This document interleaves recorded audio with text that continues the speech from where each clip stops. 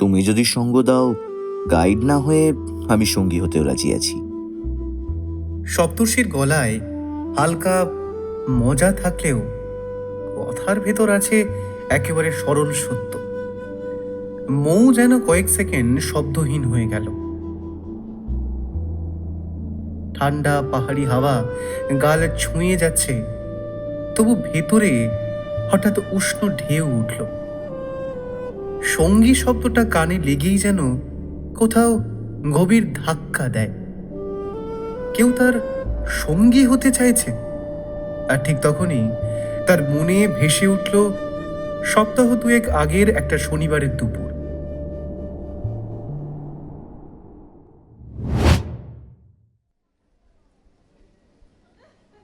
সপ্তাহান্ত, floor প্রায় ফাঁকা।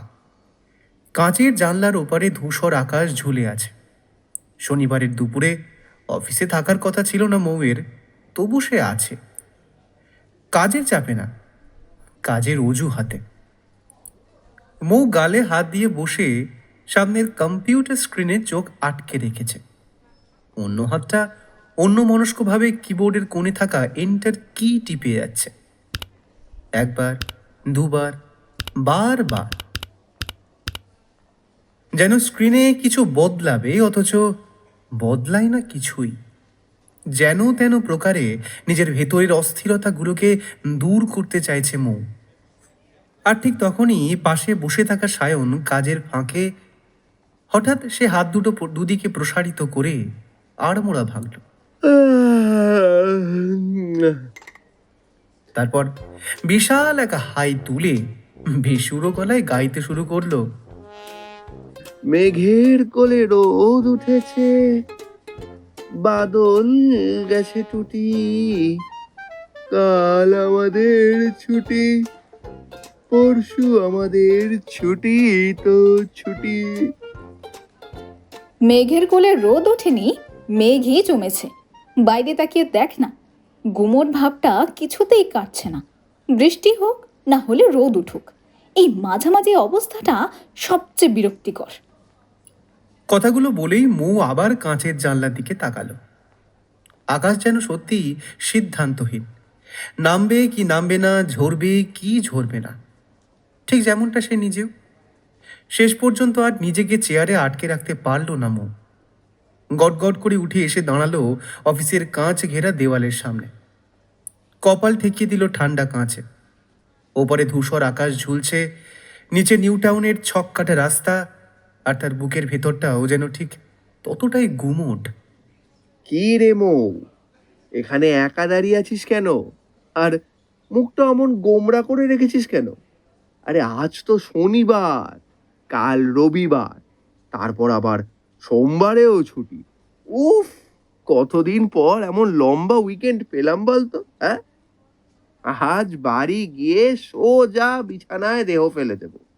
মঙ্গলবারেই বিছানা ছাড়বো আমি। নিজের 3 দিনের কর্মসূচি ঘোষণা করতে গিয়ে সায়ন একসময় নিজেই হেসে ফেলল। তার হাসিটা ছুটির গন্ধ মাখা। কিন্তু মৌয়ের মুখে বিন্দুমাত্র পরিবর্তন নেই। মৌ এখনো কাঁচের জানলার বাইরে তাকিয়ে। দূরে মেঘ জমেছে, আলোটা ম্লান হয়ে এসেছে। অফিসের ভেতরে শীতল বাতাস আর বাইরের গুমোট আবহাওয়ার মাঝখানে দাঁড়িয়ে যেন মৌ কোথাও আটকে গেছে। সায়নের হাসিটাও ধীরে ধীরে মিলিয়ে যায়। এই, কি হয়েছে বলতো? লং উইকেন্ড তো তুই সবার আগে প্ল্যান করিস, আজ এমন চুপ কেন? বাড়িতে কিছু হয়েছে নাকি? আমায় বল না। আবারও এক নাগাড়ে নিজের মতো বলতে থাকে সায়ন। শেষে মৌয়ের উত্তর না পেয়ে মৌয়ের গাল টিপে বলল, কে বকেছে? কে মেরেছে? কে দিয়েছে গাল? সব ছুটি সবার জন্য একরকম হয় না সায়ন। সৌভিক বিদায় হয়েছে? বিদায় না করে কি করতাম বলতো? বাড়ির লোকের কথায় ড্যাং ড্যাং করে পাত্রী দেখতে চলে এসেছে, অথচ কোনো কমিটমেন্টে যাবে না, বিয়ে করবে না। আহা, শখের বলি হারিয়ে যায়। ভালো করেছিস। আরে আমি তো বলবো তুই বেশ করেছিস। আমি বিয়ে করব না, বুঝেছিস? তুই জানিস আমার সঙ্গে যারা স্কুলে পড়তো তাদের কারো কারোর ছেলে মেয়েও এখন স্কুলে যাচ্ছে, আর আমি বাঙালির ফিমেল সালমান খান হয়ে দিব্যে ঘুরে বেড়াচ্ছি। সমস্যাটা এখন আর শুধু আমার না, সমস্যা এখন আমার চারপাশের লোকজনের। সকাল থেকে রাত পর্যন্ত সবার একটাই প্রশ্ন, কবে বিয়ে করবি? যেন আমি কোনো জাতীয় দায়িত্ব পালন করতে দেরি করছি। আরে বাবা, বিয়ে না করলে কি এমন ক্ষতি হয়ে যাবে? এবারে কি সবাই মিলে আমায় শুলে চড়াবে? তোকে কেউ শুলে চড়াবে না রে। আর বিয়ে করবি কি করবি না সেটা তোর সিদ্ধান্ত। কিন্তু তুই যদি শুধু শুধু অন্যদের চাপে রেগে যাস, তাতে তো তোরই কষ্ট বাড়বে। মৌ চুপ করে যায়, জানলার কাঁচে নিজের অস্পষ্ট প্রতিবিম্বের দিকে তাকিয়ে থাকে। তখনই দূর থেকে ছুটতে ছুটতে এগিয়ে আসা রুমি একটু হাঁপাতে হাঁপাতে বলল, এই তোমরা জানো অনিকেত না হিয়াকে ঘোস্টিং করেছে। ঘোস্টিং মানে কি? অনিকেত কি মারা গেছে নাকি? ওর ভূত কি হিয়াকে জ্বালাচ্ছে? আরে না না, ঘোস্টিং মানে কেউ মরে গিয়ে ভূত হয়ে যাওয়া নয়। ও আচ্ছা, আমি তো ভাবছিলাম অনিকেতের অতৃপ্ত আত্মা রাতে হিয়ার জানালায় নক করছে। শোনো, ঘোস্টিং মানে হলো একজন মানুষ হঠাৎ করে কোনো ব্যাখ্যা ছাড়া যোগাযোগ বন্ধ করে দেয়। না ফোন, না মেসেজ, না দেখা, একেবারে উধাও, যেন সে কখনো ছিলই না। আর তোমরা আমার কথা শুনে সবসময় হাসো কেন বলো তো? তোমরা কিচ্ছু জানো না। এদিকে নাকি তোমরা মিলেনিয়াল, জেনজি মিলেনিয়ালদের মধ্যে তো এই কথাগুলো খুবই জনপ্রিয়। তোমরা কিছুই জানো না। রুমির গম্ভীরভাবে বলা কথাগুলোতেও সায়নের অভিব্যক্তির বিন্দুমাত্র পরিবর্তন হয় না। তাই রুমি খানিক বিরক্ত হয়েই মৌয়ের দিকে তাকিয়ে বলল, তোমার আবার কি হয়েছে? সৌভিককে মৌ বিদায় করেছে। বেশ করেছো। আসলে মৌ, আমার মনে হয় তোমারও দোষ আছে। আমার কি দোষ? দোষ তো তোমার। Situationship, ghosting, breadcrumbing, red flag, green flag, এই সবের যুগে তুমি অমিত লাবণ্যর প্রেম খুঁজছো? ভাবছো বিয়ে করে সংসারই হবে। ওইসব কিছু না কবির কল্পনার পাতাতেই ছিল। অমিত লাবণ্যের বিয়ে হয়নি রুমি। তাহলে দেবদাস পারো, কিংবা শ্রীকান্ত রাজলক্ষ্মী, রবি ঠাকুর, ওদের মধ্যে তো মিলন দেখিয়েছে। এই সায়ন, তুই তোর বউকে চুপ করতে বল, কিন্তু বাংলা সাহিত্যকে একেবারে চটকে শেষ করে ছেড়ে দেবে তোর বউ। দেবদাস আর পার্বতী, শ্রীকান্ত, রাজলক্ষ্মী, এদের কারোরই বিয়ে হয়নি। সব কটাই ট্র্যাজিক উপন্যাসের চরিত্র। এরা সবাই শরৎচন্দ্রের সৃষ্টি, রবি ঠাকুরের না। আচ্ছা ঠিক আছে, আমি না হয় একটু বাংলা সাহিত্য কমই জানি, কিন্তু আমি যে কথাটা বলতে চাইছি তুমি তো সেটা বুঝেই ফেলেছ, তাই তো? মৌ অন্যদিকে মুখটা ঘুরিয়ে কাঁচের ওপারে তাকাই আবার। সায়ন একটু এগিয়ে এসে নরম গলায় বলে, শোন না, এত তো সমুদ্র আর সিমলা, কুলু, মানালি ঘুরেছিস। এবার না হয় নিজের রাজ্যের পাহাড়ে যা। সমুদ্র ছেড়ে পাহাড় এক্সপিরিয়েন্স করে আয়। আমি বেশ বুঝতে পারছি, কর্পোরেট জব, বাড়ি, এইসব নিয়ে তুই হাঁফিয়ে উঠেছিস। বর্ষার দার্জিলিং কেমন জানিস? কুয়াশা যেন পাহাড়ের কাঁধে শাড়ির আঁচল হয়ে জড়িয়ে থাকে। চা বাগানের সবুজ রংটা বৃষ্টিতে ধুয়ে চকচকে হয়ে ওঠে। দার্জিলিংকে এমনি এমনি তো পাহাড়ের রানী বলে না। দুটো দিন কোনো অচেনা পাহাড়ি গ্রামে থাকবি, সকালবেলা দূরে কাঞ্চনজঙ্ঘা দেখা নাও যেতে পারে, কিন্তু মেঘগুলো এসে জানলায় ঠোকাঠুকি করবে। টিনের ছাদে বৃষ্টির শব্দ হবে, চায়ের কাপে ধোঁয়া উঠবে। তুই চুপ করে বসে থাকবি আর দুঃখগুলোকে নাম ধরে ডেকে বলবি, যা, তোদের পাহাড়ের কাছে রেখে এলাম, আমার কাছে আর আসিস না যেন। হ্যাঁ, পাহাড় কিন্তু সমুদ্রের মতো ফিরিয়ে দেয় না, ও দু হাত বাড়িয়ে ধরে রাখে। আর যদি দুঃখগুলো ফিরে আসে? আরে একবার গিয়েই দেখ না, ভালো লাগবে। অফিসের কাজ থেকে ছুটি নিতে হবে না, ল্যাপটপ নিয়েই চলে যাবে। আমি সব ব্যবস্থা করে রাখবো, তুই শুধু বেরিয়ে পড়। জানলার কাঁচে মৌয়ের অস্পষ্ট প্রতিবিম্বে যেন একটু নরম আলো পড়ে। বাইরে হয়তো এখনো বৃষ্টি নামেনি, কিন্তু ভেতরে কোথাও যেন হালকা এক বৃষ্টির ফোঁটা পড়ে গেছে। সায়নের পাশে দাঁড়িয়ে রুমি তখনই একটু আদুরে গলায় বলে ওঠে, এই এই, আমিও যাব দার্জিলিং, বেশ মজা হবে কিন্তু। ইস, খুব শখ। হ্যাঁ, গত মাসেই আন্দামান ঘুরে এলাম। কত খরচ হয়েছে বলো তো? এবারে তুমি যদি ট্রিপ স্পন্সর করো তাহলে আমি যেতে পারি। ওরে বাবা, থাক থাক, আমি বাড়িতেই থাকবো। বাইপাসের ধারে ধাপা দেখে কল্পনা করব, ওটাই যেন কাঞ্চনজঙ্ঘা। মৌ নীরবে তাকিয়ে থাকে দুজনের দিকে। তাদের এই খুনসুটি মাখা ঝাল মিষ্টি নোনতা সম্পর্কটা দেখতে দেখতে অজান্তেই তার মুখে হাসি ফুটে ওঠে।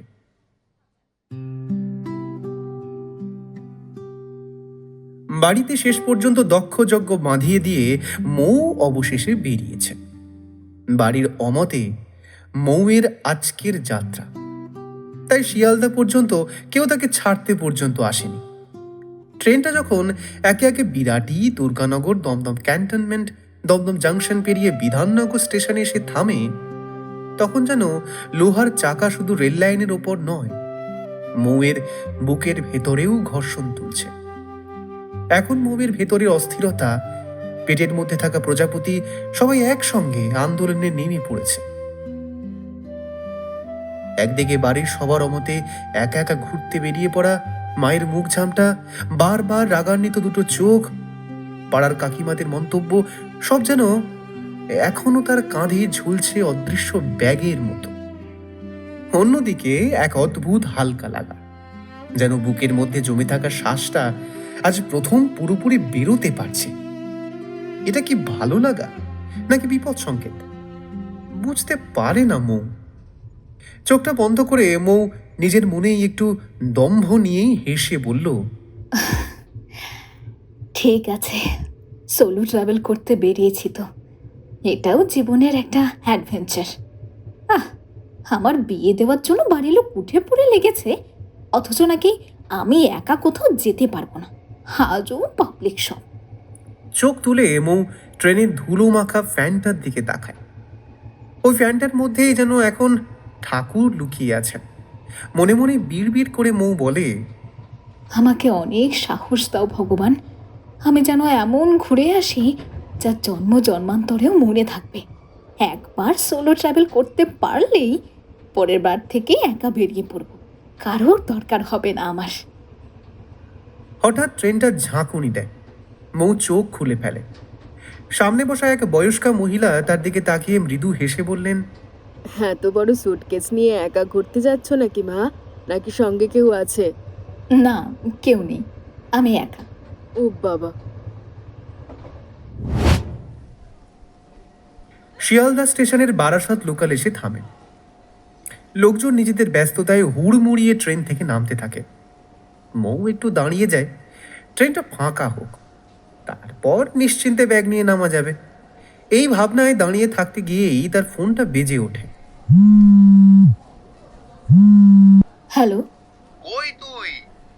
আমি আর রুমি তো সেই কতক্ষণ থেকে শিয়ালদা স্টেশনে দাঁড়িয়ে আছি। বারাসাত লোকাল তো আমাদের সামনেই দাঁড়ানো। তুই কি এখনো আসিসনি? কটায় ট্রেন বলতো? আরে বাবা, আমায় বলতে দিবি তো? মৌ সবে কথাটা বলেছে ততক্ষণে রুমি এসে দাঁড়ায় মৌয়ের সামনে। কোমরে হাত রেখে সে স্বমহিমায় বলে ওঠে, কি গো তুমি? আমরা তোমায় খুঁজে হয়রান। চলো, তোমায় ট্রেনে তুলে দিয়ে ট্রেন প্ল্যাটফর্ম ছাড়লে তবে তো আমরা যাব। তোমার বন্ধু কখন থেকে অপেক্ষা করছে জানো?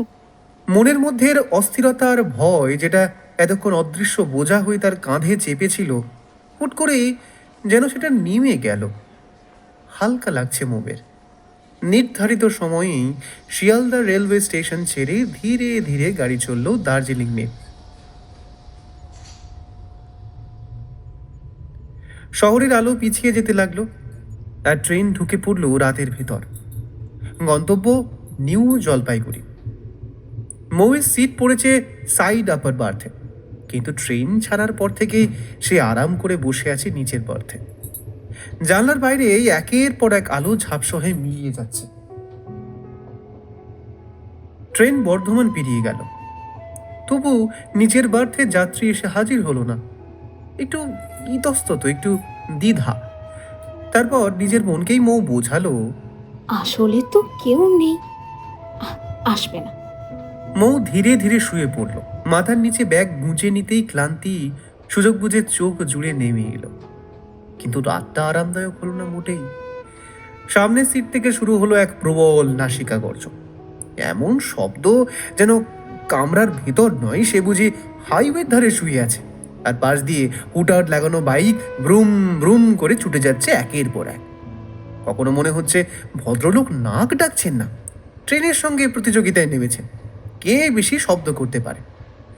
একটু পরেই একবার চোখ মেলে মৌ সত্যিই বোঝার চেষ্টা করলো ট্রেন চলছে তো, নাকি ওই ভদ্রলোকের নাকই পুরো কামরাকে টেনে নিয়ে যাচ্ছে। অবশেষে বিরক্তি, ক্লান্তি আর ঘুমের লড়াইয়ে কোনো রকমে যখন সে আবার চোখ বুজেছে, ঠিক তখনই কানে এলো এক ভদ্র গম্ভীর গলা। ও ম্যাডাম, এটা আমার সিট। মৌয়ের বুকের ভেতরটা ধক করে উঠল, তবু সে চোখ খুলল না। এত কষ্টে লোয়ার বার্থ পেয়েছে, এখন আবার আপার বার্থে উঠে বানরের মতো ঝুলে থাকার কোনো ইচ্ছে তার আর নেই। মৌ মনে মনে যুক্তি সাজালো।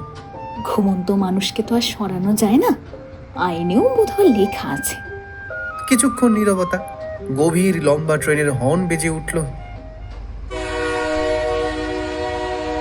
তারপর আবার সেই গলা, এবার একটু নরম, একটু ধৈর্য মেশানো। ম্যাডাম, আপনার সিট কোনটা? মানে মৌ চোখ না মেলেই কেবল হাত তুলে উপরের বার্থটা দেখিয়ে দিল। ভদ্রলোক আর কিছু বললেন না, কোনো তর্কও নয়, কোনো বিরক্তিও নয়, শুধু একটা হালকা নড়াচড়ার শব্দ, তারপর নীরবতা।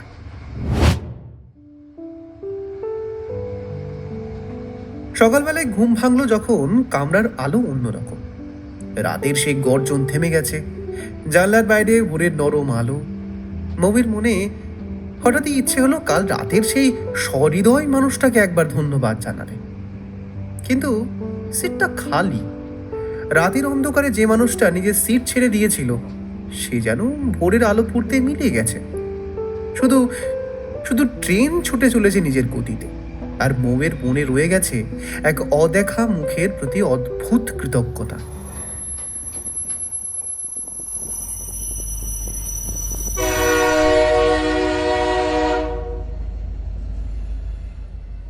স্টেশনের বাইরে পা রাখতেই ঠান্ডা হাওয়ার ঝাপটা গালে লাগলো মৌয়ের মনে। ভিড়ের মাঝখান থেকে সায়নের ঠিক করা হোমস্টে ড্রাইভার এগিয়ে এলো। মৌ হেসে ট্রলি এগিয়ে দিতেই সে যত্ন নিয়েই গাড়ির পিছনে তুলে রাখল। মৌ আগে থেকেই জানে আজ তার সঙ্গে গাড়ি শেয়ার করবে এক পুরুষ সহযাত্রী, তাই বিশেষ অবাক হওয়ার কিছু নেই। তবুও অচেনা জায়গায় অচেনা মানুষের সঙ্গে পথ চলার এক অদ্ভুত সংকোচ তো থাকেই। গাড়ির পেছনের সিটে হ্যান্ডব্যাগটা পাশে রেখে জানলার ধারে হেলান দিয়ে বসল সে। ঠিক তখনই দরজার পাশে এসে দাঁড়ালো সেই সহযাত্রী। মৌ প্রথমেই খেয়াল করেনি, ড্রাইভার হঠাৎ হাসি মুখে বলে উঠল, नमस्ते सर, आप कैसे हैं? শব্দটা কানে যেতেই মৌ মুখ ঘুরিয়ে তাকালো। গাড়ির জানলার ভেতর দিয়ে সে দেখল মাঝারি গড়নের এক যুবক, হালকা দাড়ি, চোখে কালো ফ্রেমের চশমা, কাঁধে রুকস্যাক ঝোলানো, চোখে মুখে এক ধরনের স্বচ্ছ নির্ভার হাসি। সেও হাসি মুখে উত্তর দিল, একদম ভালো আছি নিমা ভাইয়া, আপকা সব ঠিক হ্যাঁ না? কণ্ঠস্বরে আত্মীয়তার উষ্ণতা, বোঝাই যায় আগে থেকেও পরিচয় আছে। লোকটা দরজা খুলে ভেতরে বসতেই হালকা সুগন্ধি আর ঠান্ডা বাতাস একসঙ্গে মিশে গেল গাড়ির ভেতর। সিটে বসে রুকস্যাকটা হাঁটুর উপর রেখে এসে একবার মৌয়ের দিকে তাকিয়ে বেশ নরম সুরে বলল, আমি সপ্তর্ষি চৌধুরী। আমি মৌমিতা রায়, নাইস টু মিট ইউ। এক সেকেন্ডে বিরতি, তারপর দুজনেই জানলার বাইরে তাকিয়ে থাকলো, যেন একে অপরকে অতিরিক্ত দেখাটা বেমানান।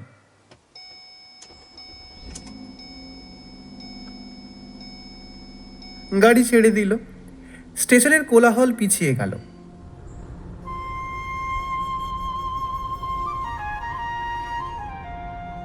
সামনে পাহাড়ি রাস্তা, ধীরে ধীরে ওঠা বাঁক, দূরে কুয়াশার রেখা।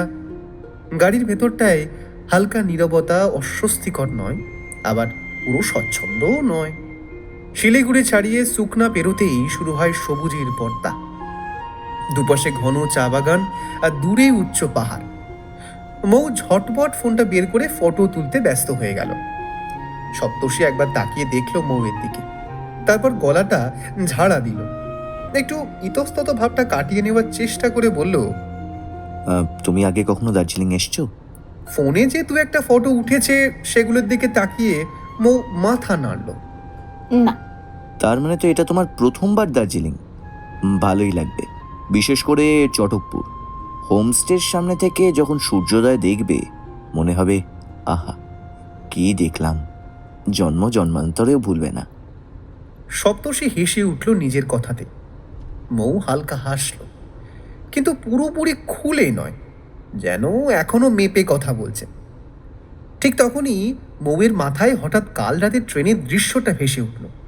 সেই গম্ভীর ধৈর্য মেশানো কণ্ঠস্বর, অদ্ভুতভাবে মিল আছে। মৌ একবার চোরা দৃষ্টিতে তাকালো সপ্তর্ষির দিকে। গাড়ির মধ্যে আবারও নীরবতা নামে। সপ্তর্ষি একটু পরে হঠাৎ বলে, नीमा भैया, कल ट्रेन में मेरा साथ एक कांड हो गया, जानते हो? মৌয়ের শরীরের ভেতর যেন হঠাৎ এক ঝলক বিদ্যুৎ খেলে গেল। বুকের ভেতরটা ধক ধক করতে লাগলো। সামনের আয়নায় চোখ রেখে ড্রাইভার কৌতূহলী গলায় জিজ্ঞেস করলো, क्या हुआ है? আরে আমার যে সাইড লোয়ার বার্থ মে কেউ একজন ঘুমের ভান করে দিব্য আমার সিট দখল করেছিল না, ব্যাপারটা আমি বেশ বুঝেছিলাম। একটা মেয়ে ছিল, তাই আর কিছু বলিনি। শেষ কথাটা বলেই সপ্তর্ষি খুব স্বাভাবিক ভঙ্গিতে জানলার বাইরে তাকালো, যেন ঘটনাটা তেমন কিছুই নয়। কিন্তু মৌয়ের কানে শব্দগুলো গিয়ে ধীরে ধীরে বসতে লাগলো। তার আঙুলগুলো অজান্তেই কাছে থাকা হ্যান্ডব্যাগের স্ট্র্যাপ চেপে ধরল। মুখে যেন স্বাভাবিক ভাব ধরে রাখার চেষ্টা, কিন্তু গাল দুটো হালকা গরম হয়ে উঠেছে। মৌ দাঁত দিয়ে নখ কাটতে থাকে। গাড়ির ভেতর কয়েক সেকেন্ডের জন্য নীরবতা নেমে এলো। শুধু বাইরের পাহাড়ি বাঁকে চাকার শব্দ আর ভেতরে মৌয়ের হৃদস্পন্দন। সামনে ড্রাইভার এবারে হাসতে হাসতে বলল, मैडम, ये भैया बहुत ही अच्छे मन से है। 7-8 बार इधर ऐसे और हर बार हमारा गाड़ी में ही जाइसे। নিজের মুখের বদলে যাওয়া অভিব্যক্তিটা খুব সাবধানে সামলে নেয় মৌ। ঠোঁটের কোণে জোর করে এক চিলতে হাসি টেনে আনলো। ভেতরে ভেতরে তবু ধুকপুক করছে বুক। এই ছেলেটার সন্দেহকে আর এক চুলও বাড়তে দেওয়া যাবে না, এই ভেবে মৌ 1 সেকেন্ডের মধ্যে গলা পরিষ্কার করে হালকা করে, তারপর যেন হঠাৎই প্রসঙ্গ ঘোরানোর ভঙ্গিতে একটু ইতস্তত সুরে বলে, 7-8 বার দার্জিলিং? আচ্ছা, আপনার একঘেয়ে লাগে না? একদম না, যতবার দার্জিলিংয়ে এসেছি ততবারই মনে হয়েছে দার্জিলিং আমাকে নতুন করে স্বাগত জানিয়েছে। আর কাঞ্চনজঙ্ঘা, সে তো প্রতিবার নিজের মতন করে ধরা দেয়। কখনো পরিষ্কার নীল আকাশে উজ্জ্বল রোদ পড়ে চূড়াগুলো রূপোর মতন ঝলঝল করছে। মনে হয়েছে দূরে নয়, ঠিক সামনে দাঁড়িয়ে আছে। আবার কখনো বর্ষার কুয়াশা সব আড়াল করে দিয়েছে, কিন্তু তাতেও একটা মজা আছে। সাদা মেঘের ভেতর থেকে হঠাৎ এক ফালি চূড়া উকি দেয়। পাহাড়ের এই লুকোচুরি, এই অপেক্ষা, এটাই তো মায়া। পাহাড়ে আসা খুব সহজ জানো তো, কিন্তু এখান থেকে ফিরে যাওয়া সেটা খুব কঠিন। তাই তো বারবার ছুটে আসি। কথাগুলো বলার সময় তার গলায় অদ্ভুত এক টান ছিল। মৌ চুপচাপ শুনছিল। বলা ভালো, মুগ্ধতা ঘিরে ধরেছিল মৌকে। হাতের আঙুলগুলো কাছে থাকা হ্যান্ডব্যাগ থেকে একটু একটু করে আলগা হচ্ছিল। তারপর একটু ইতস্তত করে বলল, আমি অবশ্য আগেও পাহাড়ে গেছি, মানালি আর নর্থ সিকিমও। আমি আসলে বিচ লাভার। ও তাই নাকি? তাহলে তো তুমি ঢেউয়ের মানুষ। গাড়ির ভেতর আবার নরম নীরবতা নেমে এলো। বাইরে পাহাড় উঠছে, ভেতরে আলাপ একটু একটু করে খুলছে। হোমস্টেতে পৌঁছে যেন শরীরটা ছেড়ে দিয়েছিল। তুলাই পাঞ্জি চালের গরম ভাত, ফুলকপির তরকারি, ধোঁয়া ওঠা ডাল আর ডিম। পাহাড়ি ঠান্ডায় দুপুরের সেই ভাত জমিয়ে খাই মৌ।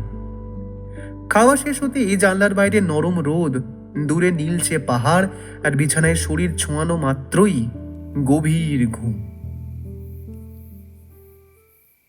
কতক্ষণ কেটে গেছে বোঝেনি। সন্ধ্যায় দরজায় হালকা টোকা পড়ে। ম্যাডাম জি, চা। হ্যাঁ, দিয়ে যান। দরজাটা টেনে বন্ধ করতে গিয়েই চোখ পড়ল সামনে। হোমস্টের সামনে ফাঁকা জায়গায় দাঁড়িয়ে আছে সপ্তর্ষি। সন্ধ্যার আলো তার কাঁধ ছুঁয়ে গেছে। পেছনে পাহাড়ের ধূসর রেখা, আকাশে গোধূলির রং। মৌয়ের সঙ্গে চোখাচোখি হতেই সপ্তর্ষি হাত নেড়ে বলল, ঘুম ভালো হয়েছে? এক মুহূর্তের জন্য মৌ থমকে গেল। এই প্রথম ট্রেন আর গাড়ির বাইরেই একেবারে আলাদা পরিবেশে তাদের দেখা। চারপাশে পাহাড়ি হাওয়া, চায়ের গন্ধ, নরম আলো, সবকিছু যেন দৃশ্যটাকে একটু বেশি স্পষ্ট করে দিল। মৌ দরজাটা আলতো করে টেনে বাইরে বেরিয়ে এলো। চুলগুলো ঘুমে এলোমেলো, চোখে এখনো ঘুমের রেশ। হ্যাঁ, ভালোই ঘুম হয়েছে। আর আপনার? এই তুমি বারে বারে আমায় আপনি বলছো কেন বলো তো?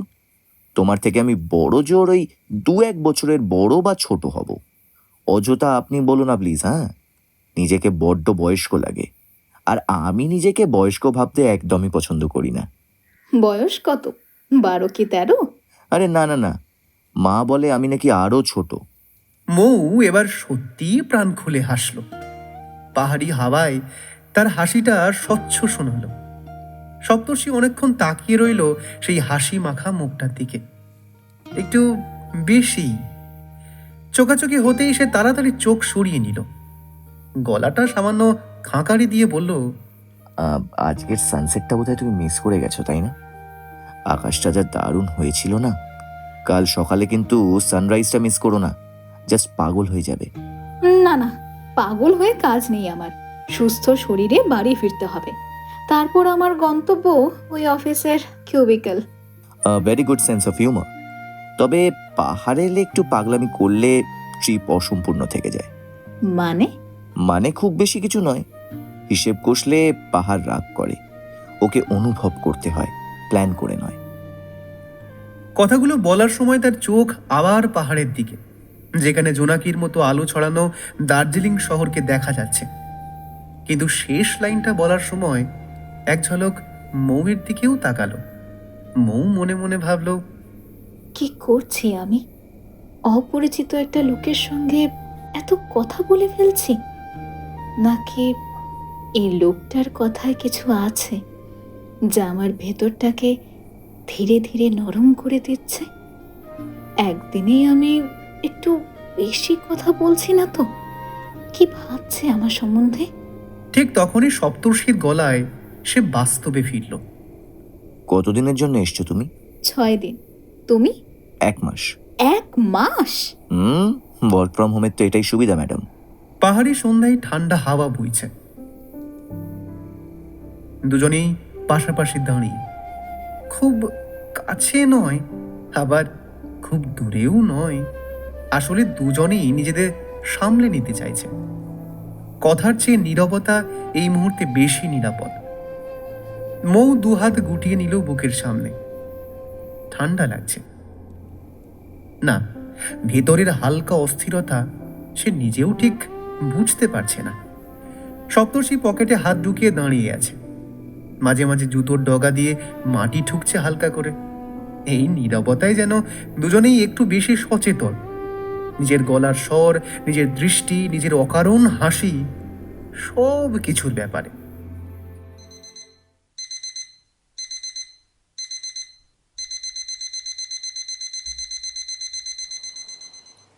ভোরের অ্যালার্মটা হঠাৎই কানে বিঁধল। আধ ঘুম চোখে হাতড়ে ফোনটা খুঁজে নিয়ে বন্ধ করল মৌ।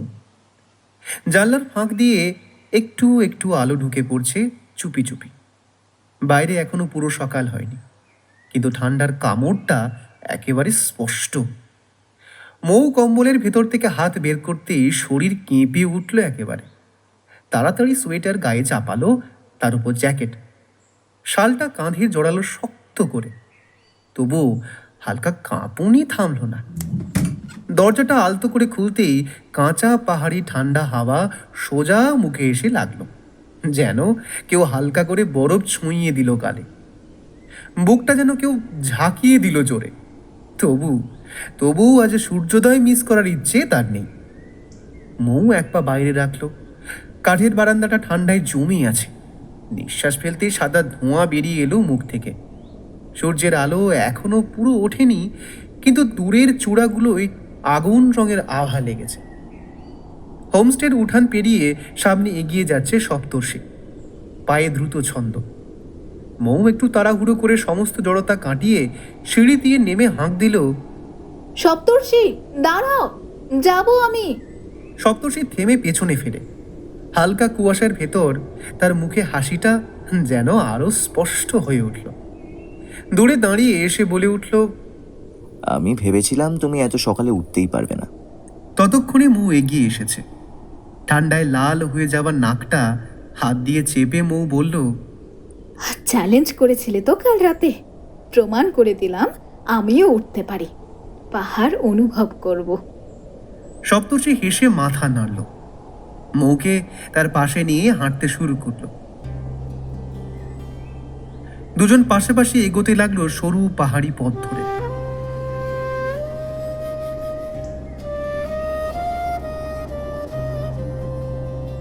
খাড়া রাস্তা পেরিয়ে যেতে হয় ভিউ পয়েন্টের দিকে। পাহাড়ি রাস্তায় ওঠার অভ্যাস নেই মৌয়ের, এমনকি শারীরিক কসরতেরও অভ্যাস তার নেই। তাই একটুতেই হাঁপিয়ে যেতে থাকে সে। চ্যালেঞ্জটা নিয়ে বাড়াবাড়ি করে ফেলেছি দেখছি। ফিজিক্যাল হেলথ একদম ঠিক নেই। হাঁপিয়ে যাচ্ছ তো? মোটেও না। লাল হয়ে যাওয়া নাকটা ফুলিয়ে উত্তর দেয় মৌ। সপ্তর্ষি মুচকি হেসে মাথাটা নিচু করে রাখে। মৌ নিজের দম দেখানোর তাগিদে আরও জোরে জোরে হাঁটা শুরু করে দেয়। আরে কি করছো? এভাবে বড় বড় পা ফেললে তো তুমি আরো তাড়াতাড়ি হাঁপিয়ে যাবে। আরে আরে, পাহাড়ের ছোট ছোট করে পা ফেলতে হয়, জানো না? কিন্তু মৌ সে কোনো কথা শোনার পাত্রী না। আর সে কিছুতেই মানবে না। সপ্তর্ষি এবার একটু জোর গলায় বলে, আরে বাবা, মাঝ রাতে কিন্তু বৃষ্টি হয়েছিল, মাটি এখনো ভেজা আছে, পড়লে না একেবারে আলুর দম। খুনসুটি আর মাঝে মধ্যে সপ্তর্ষি ধমক খেতে খেতেই শেষমেশ ভিউ পয়েন্টে এসে দাঁড়ায় মৌ। ততক্ষণে সূর্য অনেকটা উপরে উঠেছে। সকালের নরম সোনালি রোদ কাঞ্চনজঙ্ঘার সাদা বরফের গায়ে পড়ে তার রূপোর মতো ঝলমল করছে। মৌ তখন হাঁপাচ্ছে। মাথা ঝুঁকিয়ে দুহাত হাঁটুর উপর রেখে শ্বাস সামলানোর চেষ্টা। বাবা গো! চোখ তুলে সামনের দিকে একবার তাকাও। কথাটা যেন পাহাড়ি হাওয়ায় প্রতিধ্বনিত হয়ে মৌয়ের কানে বাজলো। মৌ ধীরে ধীরে মুখ তুলল। তার সামনের দৃশ্যটা এক মুহূর্তে তাকে স্তব্ধ করে দিল। রোদে ঝলমলে বরফ ঢাকা চূড়া, আকাশের নীলের মধ্যে রাজকীয় স্থিরতায় দাঁড়িয়ে চোখ বড় বড় করে তাকিয়ে রইল সে। যেন বিশ্বাসই করতে পারছে না এমন সৌন্দর্য সত্যি হতে পারে। আর সপ্তর্ষি, সে পাহাড় নয়, তাকিয়ে রইল মৌয়ের দিকে।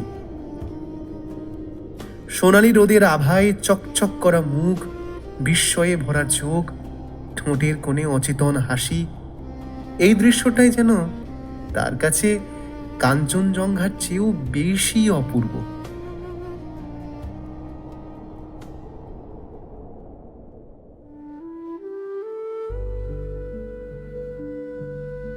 দুটো দিন গল্প আর খুনসুটিতে কেটে গেল মৌয়ের।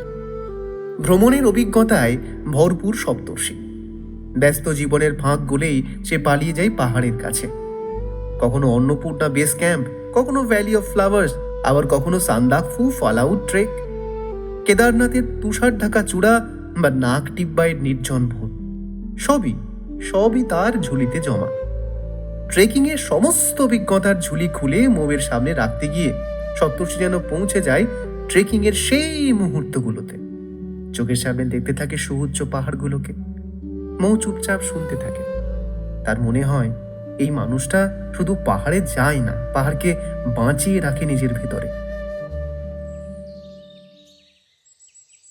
কথার ফাঁকে হঠাৎ সপ্তর্ষি হেসে বলে ওঠে, তুমি এক কাজ করতে পারো, তুমি হিল এভার্সে ট্রেক করতে পারো, খুব বেশি খাটনি নেই।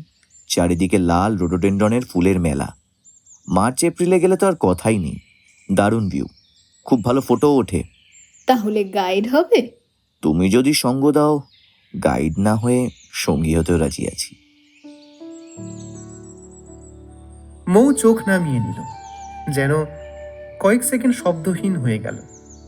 হঠাৎ করেই বুকের ভেতর একটা অদ্ভুত অনুভূতি দোল দেয়। কি বলবে বুঝে উঠতে পারে না। মজা করে উড়িয়ে দেবে নাকি চুপ করে থাকবে? মৌয়ের অতীতের স্মৃতিগুলো উস্কে ওঠে। ঠান্ডা হাওয়া বইছে, তবু গাল দুটো গরম লাগছে। সপ্তর্ষিও মুহূর্তের মধ্যে টের পায় হয়তো কথাটা একটু বেশি এগিয়ে গেছে। তাই সপ্তর্ষি কাশির ভান করে হালকা গলায় বলে, মানে ট্রেকিং পার্টনার করার কথা বলছিলাম আর কি।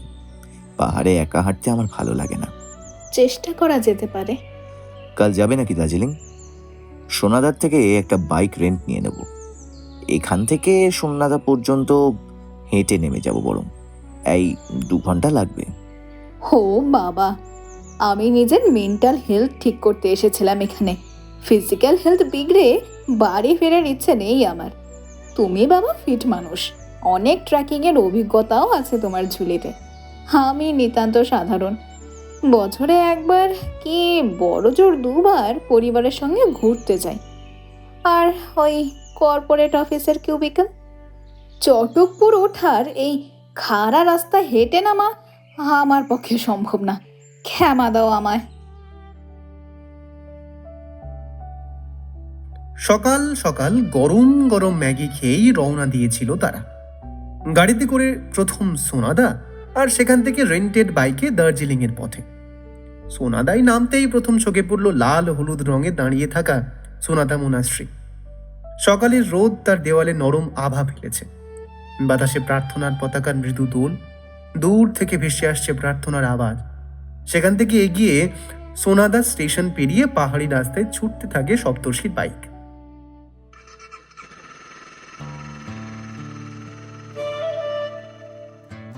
বাইকে সপ্তর্ষির খুব কাছেই বসে মৌ। কলেজে পড়ার সময় বহুবার বন্ধুদের বাইকে উঠেছে মৌ, কিন্তু আজকের অনুভূতিটা অন্যরকম।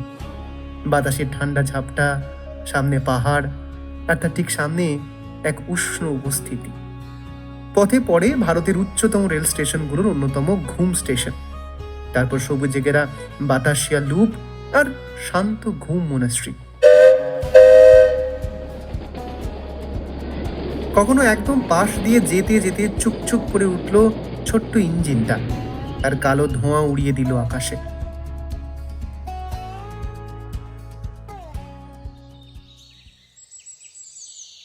মেলের একটু আগেই এক পার্কিংয়ে বাইক রেখে তারা হাঁটতে থাকে দার্জিলিংয়ের মেলের দিকে। পাশেই ঐতিহ্যবাহী কেভেন্টার্স। সপ্তর্ষি হেসে বলে, দুপুরে চিকেন হট প্ল্যাটার আর হট চকলেট খেলে কেমন হয়? নইলে কুঙ্গা রেস্টুরেন্টটা ট্রাই করা যেতে পারে।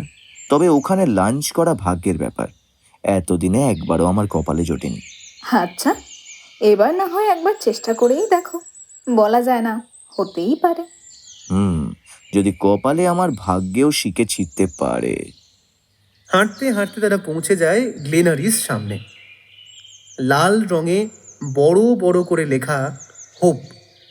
সোশ্যাল মিডিয়ার দৌলতে জায়গাটা মৌয়ের চেনা, কিন্তু আজ প্রথমবার সামনে দাঁড়িয়ে মনে হয় ছবির থেকেও বাস্তবটা অনেক বেশি জীবন্ত। ফটো তুলবে নাকি? দার্জিলিংয়ে এসে এখানে ফটো না তুললে শুনেছি ভগবান পাপ দেয়। আমার ফোনটায় একটা ফটো তুলে দাও। হাঁটতে হাঁটতে মেল পেরিয়ে দুজনে এগিয়ে আসে মহাকাল মন্দিরের রাস্তায়। মন্দিরের সামনের জায়গাটায় দাঁড়িয়ে সপ্তর্ষি একটু ফোড়ন কেটে হাসি চেপে বলল, তুমি তো এখানে এসে ফিজিক্যাল হেলথ নষ্ট করবে না বলো? অনেকগুলো সিঁড়ি ভেঙে উঠতে হবে কিন্তু, তারপর আবার খড়াই। কি করবে, যাবে? খালি খোটা দিচ্ছ, ভালো লাগে না কিন্তু। আরে বাবা, মজা করছিলাম, চলো, আজ তোমার পরীক্ষা। মৌ হঠাৎই চুলগুলো ঝটকা মেরে কাঁধের উপর ফেলে দিল। মুখে একরাশ ভান করা রাগ, চোখে দুষ্টুমি। তারপর বেশ নাটকীয় ভঙ্গিতে সামনের দিকে গটগট করে হাঁটতে হাঁটতে বলল, ফলো মি। জি ম্যাডাম। বেশ খাড়ায় রাস্তা, দুপাশে মাথার উপরে প্রার্থনার পতাকা উঠছে, হালকা ঘণ্টার ধ্বনি ভেসে আসছে উপরের দিক থেকে। মৌ ইচ্ছে করেই আর পেছনে তাকাচ্ছে না, কারণ সে জানে সপ্তর্ষি আছে ঠিকই। হঠাৎই সপ্তর্ষি বলে উঠল, এইভাবে লিড করলে কিন্তু ট্রেকিং পার্টনার হিসেবে তোমাকেই নিতে বাধ্য হব। পার্টনার নয়, লিডার।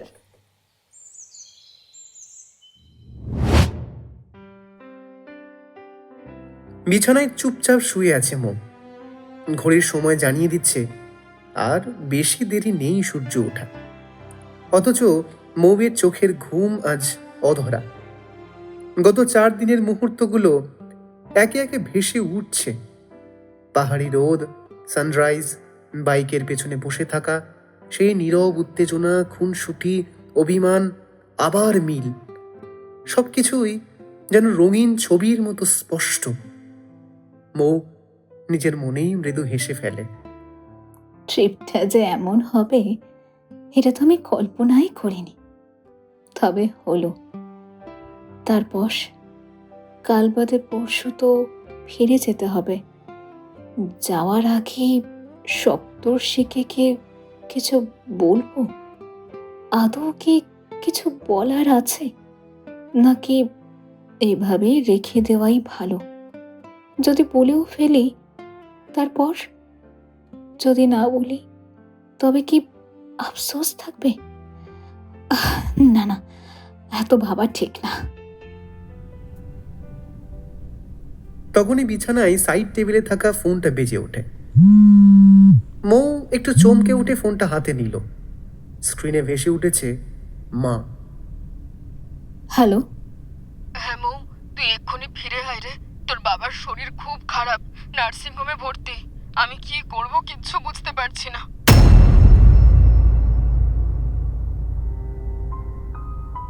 এক মুহূর্ত, তারপর যেন সব শব্দ থেমে গেল। মৌয়ের বুকের ভেতরটা হু হু করে উঠল। মায়ের উত্তেজিত আতঙ্কিত কণ্ঠস্বর এক মুহূর্তের মধ্যে যেন মৌয়ের পৃথিবীটাকে উলট পালট করে দেয়।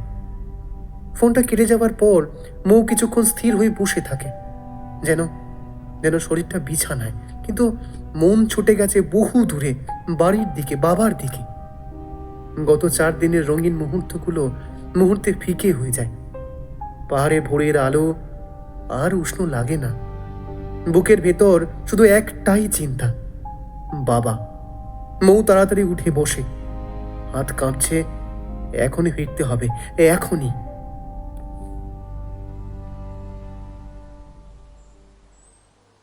অভ্যাসবশত ভোরে উঠে প্রথমেই মৌয়ের খোঁজ করছিল সপ্তর্ষি। দরজার বাইরে থেকে তালা ঝুলছিল। একটু অবাক হয়ে নিচে নেমে হোমস্টের লোককে জিজ্ঞেস করতেই সপ্তর্ষি জানতে পারল বাড়ির কোনো জরুরি দরকারে তাড়াহুড়ো করে বেরিয়ে গেছে মৌ। কথাটা শুনে যেন পায়ের নিচের মাটি সরে গেল। কাল পর্যন্ত যে মানুষটা ছিল ঠিক পাশে, হাঁটছিল, হাসছিল, খুনসুটি করছিল, সে হঠাৎ নেই। কোনো বিদায় নয়, কোনো কথা নয়। এভাবে যাওয়া যায় নাকি? হঠাৎ করে সপ্তর্ষি নিজেকে যেন অথই সমুদ্রে ভাসতে থাকা মনে হলো। যোগাযোগ করার মতো কোনো পথই নেই। এতদিন একসঙ্গে থেকেও ফোন নাম্বার চাওয়ার কথা একবারও মনে পড়েনি। এ কি অসাবধানতা? হোমস্টেতে দেওয়া নাম্বারটায় কল করেছিল সপ্তর্ষি। ওপাশ থেকে ভেসে এসেছিল রাশ ভারী এক পুরুষ কণ্ঠ। সপ্তর্ষি বুঝতে পেরেছিল যোগাযোগ সম্ভব নয়। ফোনটা কেটে দিয়ে অনেকক্ষণ চুপ করে বসেছিল সপ্তর্ষি। পাহাড়ের রোদ উঠেছে, চারপাশে আগের মতোই সব চলছে, শুধু তার ভেতরটায় হঠাৎ এক শূন্যতা। মনে হচ্ছিল কিছু একটা খুব প্রিয় জিনিস হঠাৎ হাতছাড়া হয়ে গেছে।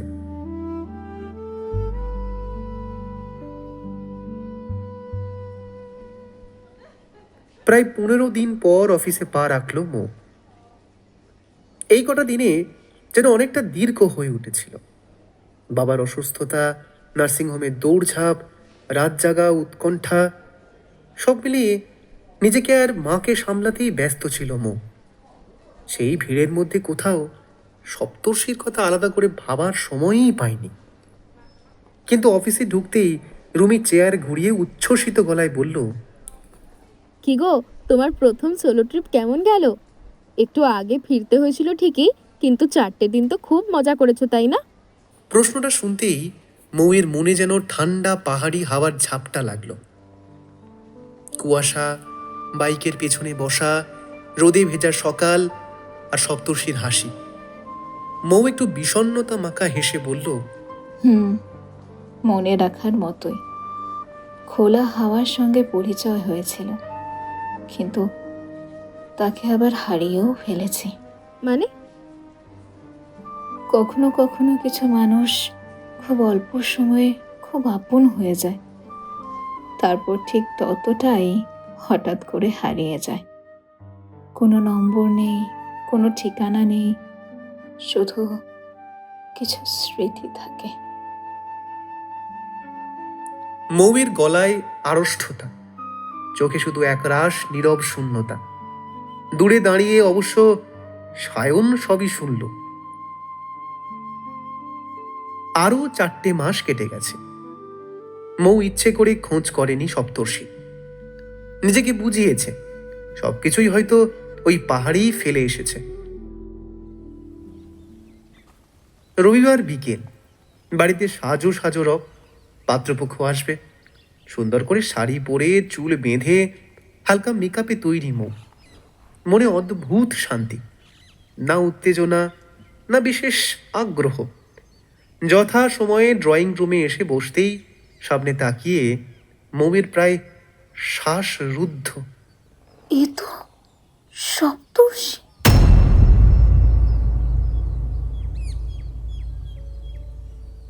সেও সমান শান্ত মুখে বসে আছে, যেন কিছুই হয়নি। চোখে কোনো তাড়াহুড়ো নেই, কোনো অস্বস্তি নেই, বরং অদ্ভুত স্থিরতা। পাশে বসা সায়ন মুচকি মুচকি হাসছে, সেই চেনা দুষ্টু হাসি। কারণ আজকের কাণ্ডারি তো সেই পুরো নাটকের পেছনে অদৃশ্য পরিচালক। মৌ বুঝতে পারে না এই হঠাৎ দেখা কোনো কাকতালীয় ব্যাপার, নাকি কৌতূহল আর বিস্ময় চেপে অনেকক্ষণ বসে রইল মৌ। তার হাতের আঙুলগুলো আঁচলের কিনারা মুচড়ে যাচ্ছে, অথচ মুখে এক ফোঁটা ভাব নেই। মাঝে মাঝে সাহস করে চোখ তুলে তাকায়, আর প্রতিবারই দেখে সপ্তর্ষির দৃষ্টি স্থির হয়ে আছে তার দিকে।